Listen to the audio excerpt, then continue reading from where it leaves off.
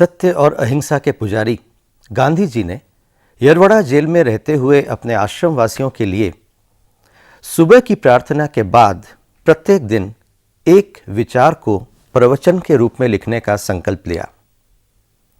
चूंकि ये प्रवचन प्रत्येक मंगलवार की सुबह प्रभात बेला में लिखे जाते थे, इसलिए इन प्रवचनों के संग्रह का नाम रखा गया मंगल प्रभात। मंगल प्रभात गांधी जी के 11 व्रतों का एक अनूठा संग्रह है। उन्हीं में से एक व्रत है अहिंसा। आमतौर पर हम लोग, एक आम आदमी, बोलचाल की भाषा में अहिंसा का मतलब किसी को शारीरिक क्षति न पहुंचाना ही समझता है, परंतु गांधी जी के अनुसार किसी भी छोटे बड़े जीव जंतु से लेकर मनुष्य तक के साथ समान व्यवहार करना ही अहिंसा है। अर्थात हिंसा सिर्फ किसी को शारीरिक क्षति पहुंचाना, कष्ट पहुंचाना या किसी की हत्या कर देना ही नहीं है, बल्कि किसी को मानसिक क्षति पहुंचाना, किसी के प्रति द्वेष या जलन की भावना रखना या किसी को हीन दृष्टि से देखना, यह सब भी हिंसा में ही आता है। और इसके ठीक विपरीत है गांधी जी के द्वारा प्रचारित संस्कृत का वाक्य अहिंसा परमो धर्म। सत्य का, अहिंसा का रास्ता जितना सीधा है उतना ही सकरा तंग है। तलवार की धार पर चलने जैसा है।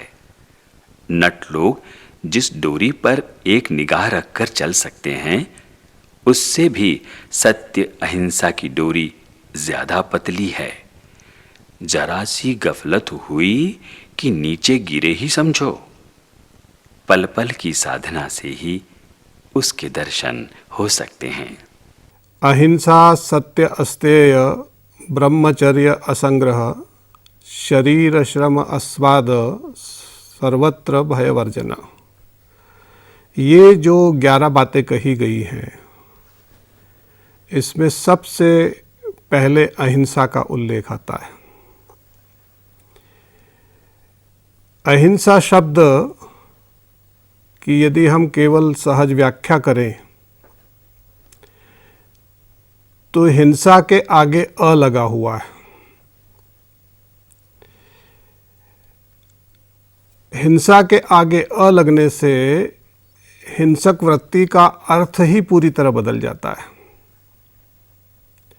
और एक नई जीवन दृष्टि हमारे सामने उभर के आती है।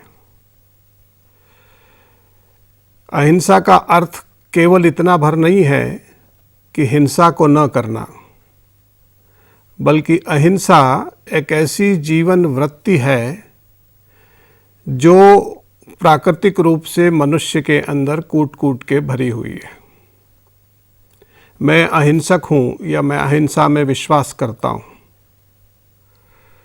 केवल यह कह देना काफ़ी नहीं है, पर इसको जीने की जब हम कोशिश करते हैं तो कई बार हमें बहुत सहजता से अहिंसा की वृत्ति सध जाती है, पर दैनंदिन जीवन में जब हम अहिंसा को जीने लगते हैं तो हमारा सीधा साक्षात्कार सत्य से होता है। सत्य के पूरे दर्शन तो इस देह से नामुमकिन हैं। उसकी तो सिर्फ कल्पना ही की जा सकती है। क्षण जीवी देह के जरिए शाश्वत धर्म का साक्षात्कार, दर्शन संभव नहीं है। इसलिए आखिरकार श्रद्धा का उपयोग तो करना ही पड़ता है। सत्य और अहिंसा ये दोनों आपस में गुथी हुई या आपस में जुड़ी हुई जीवन वृत्तियां हैं। बिना अहिंसक हुए हम सत्य तक पहुंच ही नहीं सकते, या सत्य तक पहुंचने का जो रास्ता है वो अहिंसा है। अहिंसा को जीवन में लाए बिना हम सत्य तक पहुंच ही नहीं सकते। इसको सूत्र के रूप में ऐसे भी कहा जा सकता है कि सत्य साध है, ऐसा सत्य साध्य है और अहिंसा साधन है। अहिंसा के रास्ते पर चलकर ही हम सत्य तक पहुंच सकते हैं। इसीलिए जिज्ञासु ने, जानने की इच्छा रखने वाले ने अहिंसा को पाया। मेरी राह में जो मुसीबतें आएं उन्हें मैं झेलूं, या उनके लिए जितना नाश करना पड़े वो करता जाऊं और अपना रास्ता तय करूं। ऐसा सवाल जिज्ञासु के सामने पैदा हुआ।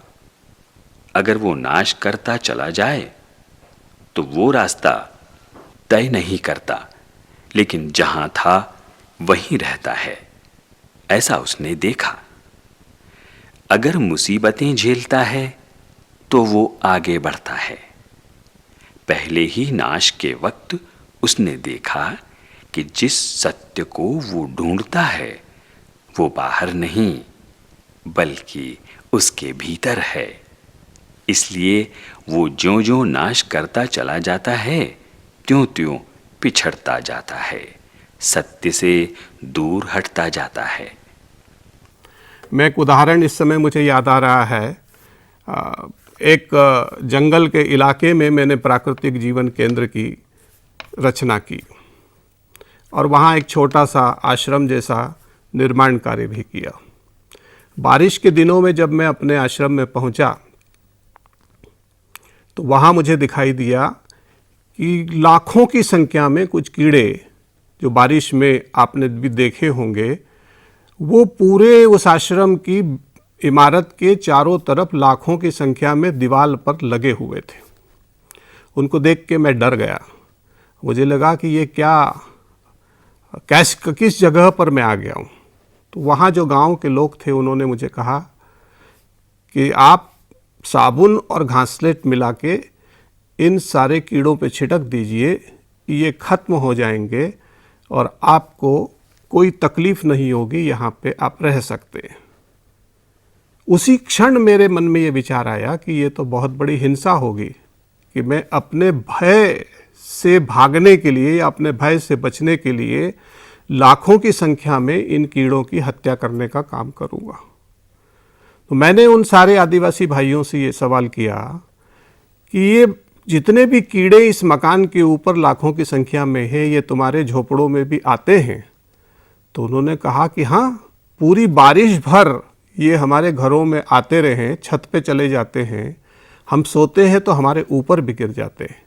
तो उससे मुझे अहिंसक दृष्टि मिली कि जब मनुष्य और दूसरा प्राणी साथ साथ इस तरीके से रह सकता है तो मुझे क्यों डरना चाहिए। तो मैंने एक संकल्प लिया कि मैं सारा काम छोड़ के 10-15 दिन इन कीड़ों के साथ रह के देखूंगा। और मैं मज़े से उसी आश्रम में उन लाखों कीड़ों के साथ में करीब 10 दिन तक रहा। मुझे उनसे कोई तकलीफ़ नहीं हुई, उन्होंने मुझे कोई तकलीफ़ नहीं दी और जैसे वो आए थे वैसे चले गए। अब ये जो अहिंसक वृत्ति और हिंसा की जो समझ है, प्राणी मात्र की सहभागिता हमारे जीवन में होना चाहिए। अभी हमारा जीवन क्रम ऐसा है कि हमारे शरीर के ऊपर आके कोई छोटा सा प्राणी भी बैठ जाता है तो हम भय के मारे डर जाते हैं और उसकी हत्या करते हैं। ये जो मनुष्य का सोच है कि मनुष्यता ही सबसे ज़्यादा इस सृष्टि के ऊपर अपना साम्राज्य बना के रखे, इससे हिंसक वृत्ति का उदय होता है। तमाम खराब विचार हिंसा है, जल्दबाजी हिंसा है, झूठ बोलना हिंसा है, द्वेष, बैर, डाह हिंसा है, किसी का बुरा चाहना भी हिंसा है। जिस चीज की जगत को जरूरत है उस पर कब्जा रखना भी हिंसा है। अहिंसा का सीधा सीधा अर्थ हम लोग ये ले लेते हैं कि हिंसा न करना अहिंसा है, पर ये यहीं तक सीमित नहीं है। जब हम इसको जीवन के संदर्भ में, चिंतन या दर्शन के संदर्भ में सोचते हैं तो अहिंसक जीवन वृत्ति जो है वो हमारे पूरी जीवन दृष्टि को ही बदल देती है। जैसे गुस्सा आना, किसी पे क्रोध करना, ये ऊपरी तौर पे हमको एक हिंसक घटना लगती है, और शांत चित्त रहना, अपने सिद्धांतों के ऊपर दृढ़ रहना, ये अहिंसक वृत्ति के कुछ छोटे छोटे उदाहरण हैं। चोर हमें सताते हैं, तब उनसे बचने के लिए हम उन्हें सजा देते हैं। उस क्षण वे भाग जरूर जाते हैं, लेकिन दूसरी जगह डाका डालते हैं। लेकिन वो दूसरी जगह भी हमारी ही है, इसलिए हम तो अंधेरी गली में ही टकराए।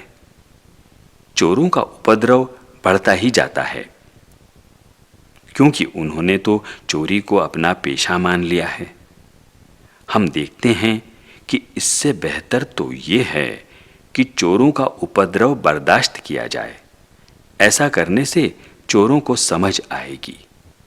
इतना सहन करने पर हम देखते हैं कि चोर कोई हमसे अलग नहीं है। हमारे लिए तो सब सगे हैं, मित्र दोस्त हैं। उनको सजा नहीं दी जा सकती, लेकिन उपद्रव सहते जाना ही काफी नहीं है। उसमें से तो कायरता पैदा होती है। इसलिए हम और एक विशेष धर्म महसूस करते हैं। चोर अगर हमारे भाई बंधु हों तो वो भावना उनमें भी हमें पैदा करनी चाहिए। इसलिए उन्हें अपनाने के तरीके ढूंढने की कोशिश करना चाहिए। ये तकलीफ हमें उठानी चाहिए। यह है अहिंसा की राह। आज के ज़माने में जब हम प्रसार माध्यम में, प्रचार माध्यम में, लोक जीवन में लगातार हिंसक घटनाओं को देखते हैं तो हम में से कई लोगों को ये महसूस होने लगता है कि आज का काल हिंसा का काल है।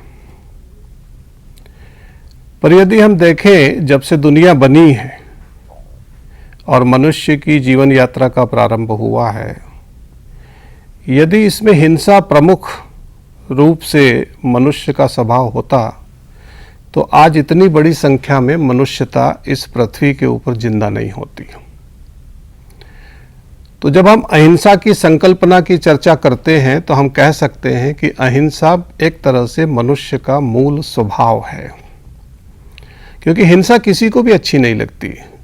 जब मनुष्य गुस्से में आकर या असहमत होकर युद्ध भी छेड़ बैठता है तो कुछ ही दिनों में युद्ध लड़ते लड़ते वो थक जाता है।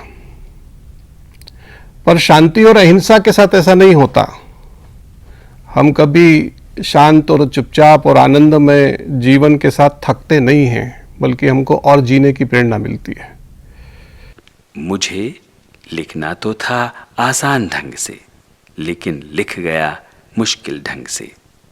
फिर भी जिसने अहिंसा के बारे में जरा भी सोचा होगा, उसे ये समझने में दिक्कत नहीं होनी चाहिए। इतना सब जान लें, बगैर अहिंसा के सत्य की खोज नामुमकिन है। मुझे तो लगता है कि आज की परिस्थिति ही नहीं, किसी भी परिस्थिति में अहिंसा के बिना मनुष्यता या ये धरती माता जीवित रह ही नहीं सकती। हिंसा से क्या होता है? हिंसा से कोई हल नहीं निकलता।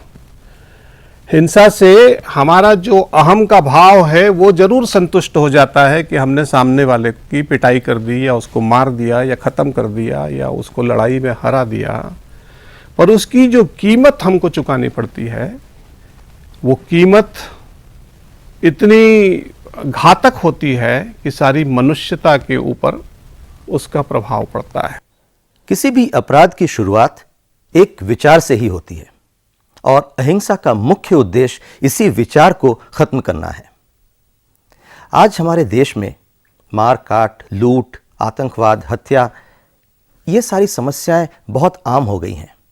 प्रत्येक दिन सुबह के समाचार पत्र इन्हीं खबरों से भरी हुई रहती हैं और ये खबरें एक आम आदमी में भय के साथ रोष भी भर देता है, परंतु इससे कुछ भी हासिल नहीं होता।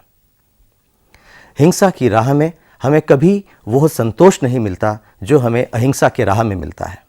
अहिंसा हमारे दिल में एक शांति, एक सुकून और एक आत्मसंतोष का भाव भर देता है।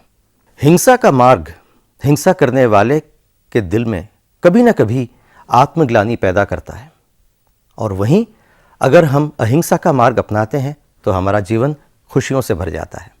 और जैसा कि गांधी जी ने कहा है, be the change you want to see in the world, अर्थात अगर आप दुनिया में बदलाव चाहते हैं तो वही बदलाव पहले अपने आप में करें।